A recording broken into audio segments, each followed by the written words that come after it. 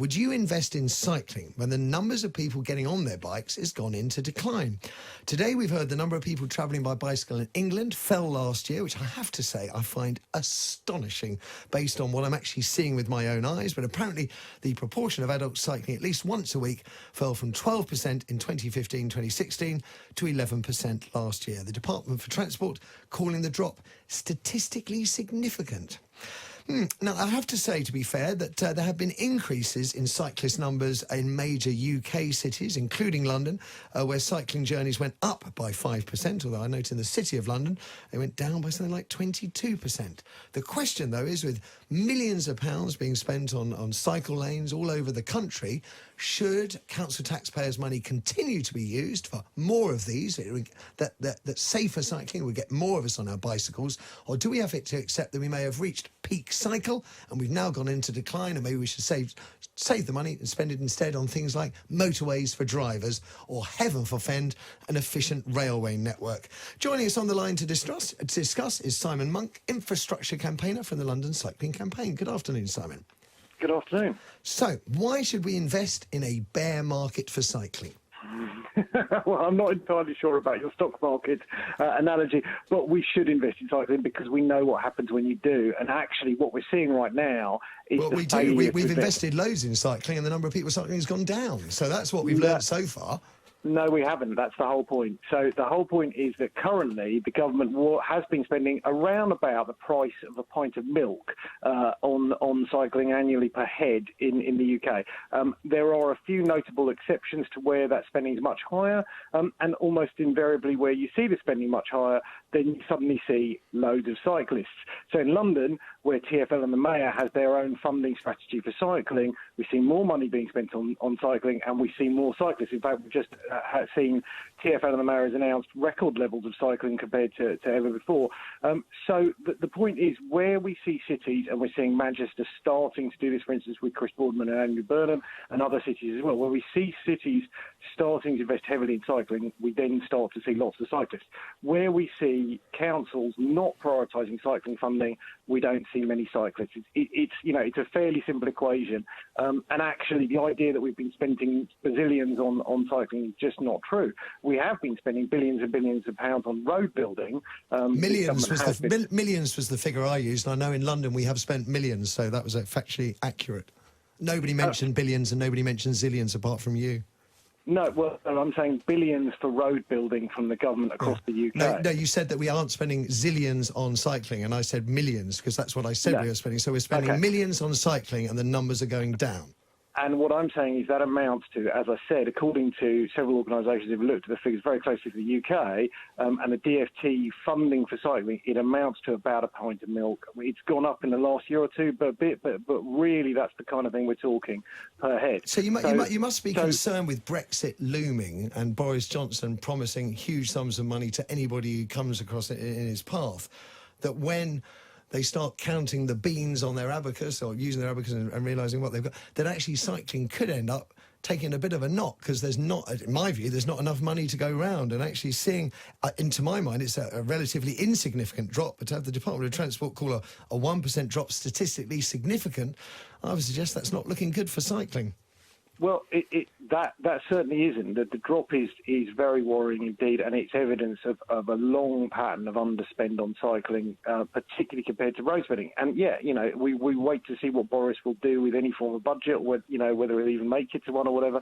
But what we can say is he's just appointed as his transport advisor Andrew Gilligan, and so we've got a team who actually delivered the first proper cycle tracks in London, really, and were both quite clearly very pro-cycling. So it's a mixed picture, and we wait to see on what might happen there.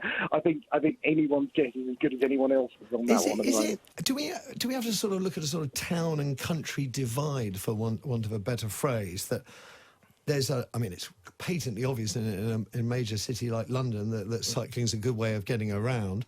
However, if you had to commute, I don't know, from a Surrey village into Surrey, or outside of Liverpool, 10 miles out of Liverpool, then actually you're not going to get necessarily a 10-mile cycle lane from the sticks into the city. So it maybe cycling is good for inside town, but while money is tight, you might be better off on public transport outside of town. There is some truth to that, in the sense that cyclists right now, most people who cycle do cycle quite long distances, but the Dutch and most of Europe, they don't. They cycle 3 kilometres, 5 kilometres, stuff like that. So the use of creating massive inter-town interchanges is less effective than creating stuff in town. But even if you look at, for instance, HS2, the business case for putting cycle tracks alongside HS2, which was the original plan, was better value for money than actually HS2 was. So the cycle tracks were better value than the train tracks. That doesn't surprise me. Well, no, indeed. But the cycle tracks, of course, haven't made it. They've gone, but the train tracks will still be going in. So there is actually a good case. There is a good business case for putting cycle tracks between towns where lots of people say are driving from one town to another or whatever. If those people could be persuaded to instead safely cycle 6 kilometres or 10 kilometres or whatever, those journeys are still very valuable to get out of cars. Because the real thing here is people's health is being impacted, climate crisis, pollution, all these things. Whether you're in town or country, they still affect you. So if you're spending a lot of time driving, you're very sedentary. If you're spending a lot of time on your bike, you're really healthy and you're not polluting everyone else. So it's a good thing to try and get more people to do. But yeah, towns and cities are probably your priority. I mean, that's entirely logical to me. Now, in London, we have lots and lots of shiny new cycleways, and yet I still see cyclists ploughing through pedestrians on pavements. What are we going to do about that? I think the simple answer is that those folks, and, I regularly beat my head against my handlebars when I see them. But at the end of the day, statistically, the risk to pedestrians is still from motor vehicles, and too fast and too aggressive motor vehicles just as no, risk I know, for everyone. but you can't offset one bad by talking about somebody else's bad. All right, it's just pointless. There is clearly a problem that people are getting very annoyed with the behaviour of some cyclists. You yourself are becoming annoyed with the behaviour of some cyclists, and I'm asking not to blame other drivers who do worse. I'm asking you, Simon, what's the solution? How do we get people to observe, and like my local park where it says no cycling letters 4 foot high, how do I mean, every time I see a cyclist there, I have a word and I normally get shouted at, occasionally spat at. When's it going to stop, Simon? Do we not need number plates on bicycles? Kevin and I, last week, we sat behind a van and we watched a cyclist club the side of the van with his D-lock 4 times. And when the driver got out, he swung his bicycle around and disappeared into the sunset, never to be seen again. And that is not acceptable. Sure, and it is acceptable, but I don't know certainly what the events were leading up to that. Well, it doesn't matter. It doesn't matter. It's not justified. It doesn't even matter whatever happened. You cannot justify that. The point is, though, there's no retribution. There's no justice for the victim. But there is no justice for victims of road danger generally. Well, there is. You've got a number plate. You've got a number plate. You can trace the number plate. You trace the owner. You find out about the insurance if they've got it, and you can lead a prosecution. Come on, Simon. At least, you're an intelligent man. Let's have an intelligent debate. I don't think that's an accurate representation of what road danger looks like. And road hang on. Simon. You get hit by a car, you got a number plate, you can trace it, right? Unless it's been stolen. But there's still a line of tracing. You get hit by a cycle or beaten up by a cyclist, there's not about proportions, it's about tracing it. Why? What is the problem you guys have with number plates? Why can't cyclists be registered? Because every single government and every single body that's looked at it has decided on balance that it's an utterly daft thing to do. So the cost of registering such a scheme and administering such a scheme and carrying on such a scheme would be, firstly, reduced cycling levels, which we don't want, but secondly, would be a massive cost. If it gets rid of the bad ones, maybe we do want it. No, we don't want it, because the bad ones are a minority, just as they are with pedestrians, just as they are with horse riders, just as they are with cars and motorcycles that are registered. Yeah, absolutely. So yeah.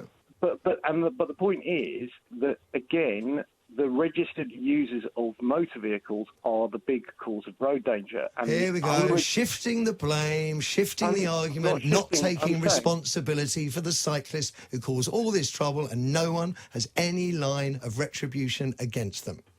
I just think that if you're faced with a guy with a tank and you're faced with a guy with changing the subject, ignoring the argument, you keep talking about other road users, and I keep asking you about cyclists, yeah? The problem is about cyclists and their responsibility. And at the moment, it strikes me that you can do anything you like on a bicycle and no one's going to do anything about it. And I know I'm not alone, that a growing number of people are mightily fed up about it.